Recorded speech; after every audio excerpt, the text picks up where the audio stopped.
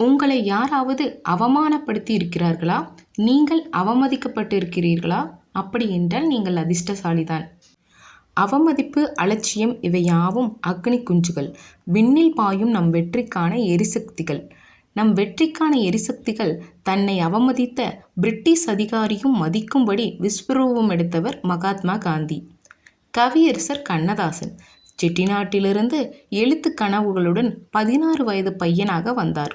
அன்று இரவு படுக்க இடமின்றி மெரினா பீச்சில் காந்தி சிலைக்கு பின்னால் பெட்டியை தலைக்கு வைத்து படுத்திருந்தார்.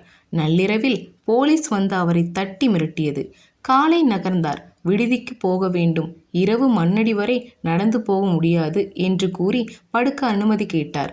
16 வயது பையனை மிரட்டி படுக்கணும்னா நாலனா குடி என்றது போலீஸ்.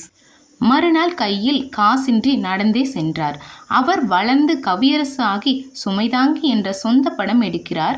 கதாநாயகனாக நடிக்க நடிகர் ஜெமினியை எங்கிருந்து நடக்க விடுவது என்று யோசித்து அதே காந்தி சிலையை தான் தேர்ந்தெடுக்கிறார்.